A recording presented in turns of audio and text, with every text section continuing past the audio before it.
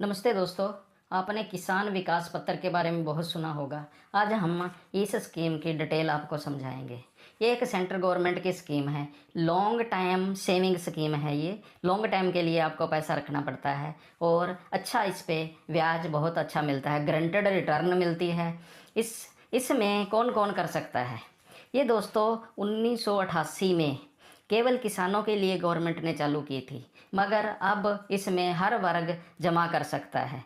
कुछ भी अमाउंट हर वर्ग जमा कर सकता है। ये अकाउंट जॉइंटली भी खोला जा सकता है। इसमें मैक्सिमम 3 अडल्ट जॉइंट हो सकते हैं। माइनर भी अगर 10 साल से ऊपर है तो वो भी इसको खोल सकता है, किसान विकास पत्र ले सकता है। इसमें कम से कम 1000 और मैक्सिमम की कोई लिमिट नहीं है दोस्तों।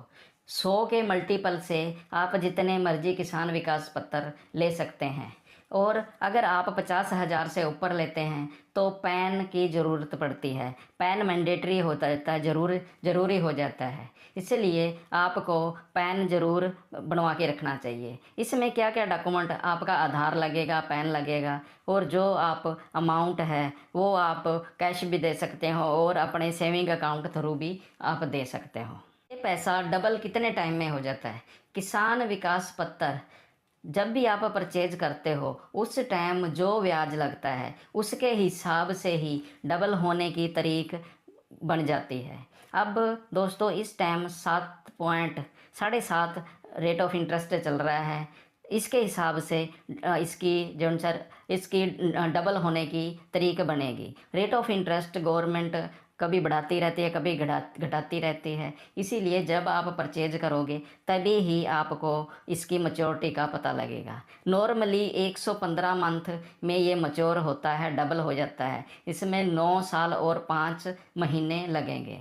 गवर्नमेंट इसमें हाफ ईयरली कंपाउंडिंग करती है रेट ऑफ इंटरेस्ट को। आप ये कहाँ से परचेज कर सकते हैं? पोस्ट ऑफिस और सम रूरल बैंक हैं, उनमें से आप किसान विकास पत्र परचेज कर सकते हो। और आपको इसमें लॉकिंग पीरियड भी होता है 30 महीने का। 30 महीने के बाद ही आप अगर कोई इमरजेंसी पड़ती है तब निकलवा सकता है। मैच्योरिटी 115 मंथ की होती है।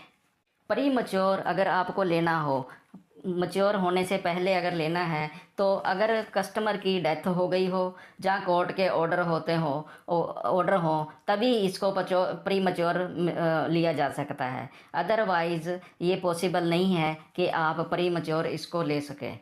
इस पे दोस्तों लोन की भी फैसिलिटी है। जो बैंक के पास आप किसान विकास पत्र को गिरवी रख के 80 से 85% इस पे लोन ले सकते हैं। हर बैंक का अपना अपना ब्याज होता है, कोई 4% ऊपर लेता है और कोई 3% इसके रेट ऑफ इंटरेस्ट से ऊपर लेता है।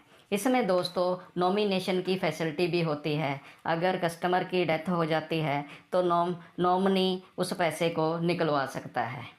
इनकम टैक्स का बेनिफिट इस पे नहीं है, मगर टीडीएस मैच्योरिटी पे टीडीएस नहीं लगता। अगर किसान विकास पत्र गुम हो जाता है तो आप इसके लिए डुप्लीकेट के लिए आप अप्लाई कर सकते हो पोस्ट ऑफिस में, जहाँ रूरल बैंक में, जहाँ से आपने परचेज किया है। एनआरआई और एचयूएफ किसान विकास पत्र परचेज नहीं कर सकते।